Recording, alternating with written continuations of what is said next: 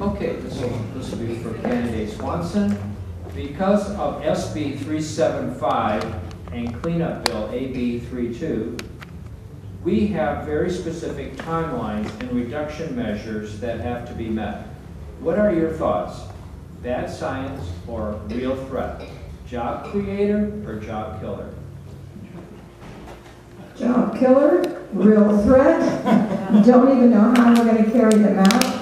I don't know where California comes up with some of the things they send down to us and make it almost impossible for us to do. There's a timeline involved. There's certain things that we need to do. And the environment is important. Don't get me wrong. I think the environment is very important. But some of these things you just can't do as a small city. And they pass these laws and they don't even put a check in place as to how they're going to enforce it. There's no enforcement to it that I can find at all. I've gone to several meetings on the SB 32 and it just doesn't make a lot of sense and it's not going to work here very well. We adopted it because we were told we had to. It was state law. So it is here, but I think it is bad science and not for us. Maybe the audience doesn't know what those are, so maybe you could clarify, maybe you could say what they are. Yeah, please explain what AB 32 is. It's a year ago. Oh, wait a minute. No, I probably already know what it is. I've heard this one before. No, I don't have any. It is to get the environment cleaned up and getting, they are saying creating more jobs. I don't see where it's going to create any jobs at all. It's just going to be difficult to do and very expensive and at the city's expense to do.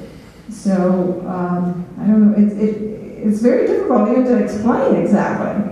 That's about the best I can do on it. Well, I can give it a little more explanation because the guy that wrote the science on it was a fraud. Everybody knows it, and even the state knows it, and they're sticking to their guns. The guy doesn't even have a degree in environmental science. He has his PhD that he actually printed off the internet. He wrote this thing. They brought it into the legislature, and they passed it. And now they're sticking us with something that's completely ridiculous. And it is a job killer. It's bad science, and it's a job killer. You can't mandate things like that. I know a lot of trucking firms because I deal with those guys, and they are just livid.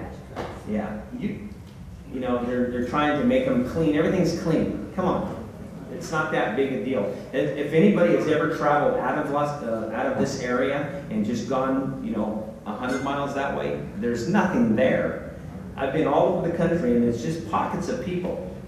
We're not going to contaminate our area like that. Yeah, we want to be conscious about environmental stuff and things like that, but for the state to come in and mandate something that's false is a crime. I'm very much an environmentalist, and I think that there are certain practical things that we can do, both as a city and as individuals. But I think there was weak science here, and I think the state didn't attach any funds.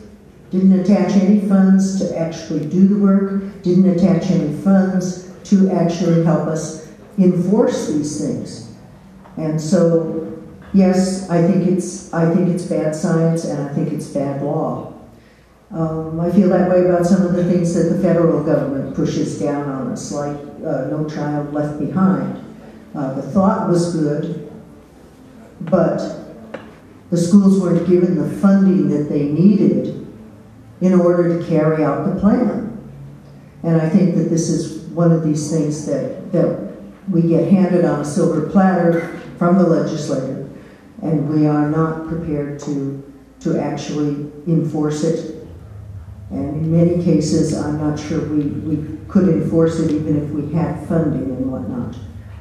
So I think that we have to be on the alert and support legislation that is realistic and speak up as a city when the legislature is trying to pass something that does impact us negatively. Okay, we're talking about the greenhouse gas and the carbon footprint. Okay, that's what I wanted to get out there.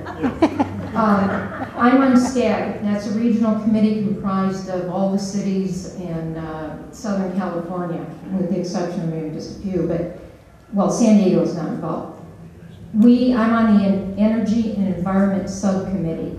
And I'll tell you what, you think that's scary? There's a lot more mandates coming down from the state, unfunded, that will impact the economy negatively in this state. I think Sacramento's dysfunctional right now, and it'll take the whole state down if it continues. We discussed the percentages that were adopted for 2 multi-year periods at the last SCAG meeting, and what's going to be discussed is Prop 23. The cities that are involved are, for the most part, urging SCAG not to adopt this now until the economy turns around in California, and I think it is a job killer. SB 32 and the other one, definitely a job killer. We're taking jobs out of California and we're giving them to other states. We're handing them over to them. And we continue to do that from Sacramento. And that's the problem we're going to have to face for a long time. Luckily, with SB 32, I believe that's one of the initiatives we have on the ballot, that we get the opportunity to say no to Sacramento and to tell them to keep it up there and keep it in LA, keep it in San Francisco, and do your own thing. But we want to, as a city or as a state, not implement this until we get our unemployment back down to where it's 5.5 for 5 years. And I think we're going to definitely have to vote in, and I hope that passes. Although I've heard the latest polling, it's not polling as well as it needs to. So get out the vote on that, and that's something we're going to have to push as a city, because otherwise we're going to have to continue to see these problems. And this is a great law that was built for LA. Why they had to involve the rest of us, small cities, how we can implement this is almost impossible. When they tell you to cut your emissions and put in a metro system, I don't think we can afford a metro system. I don't think we can afford much of the bus system that we have.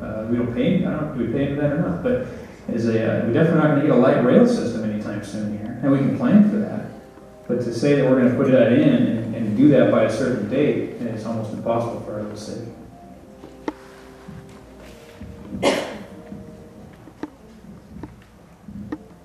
I attended the economic development luncheon where John Husing, a local economist, spoke, and he is actually working on a consortium of 138 cities working with their city managers to actually create a consortium to pass legislation that is not going to bind Southern California's economy, so that we have a totally different industry as opposed to what's up north. And by creating this consortium, I think we'll be able to push legislation through that will help our local economy, which is totally different than what's up north. So it is bad law. Yeah. We'll see what happens.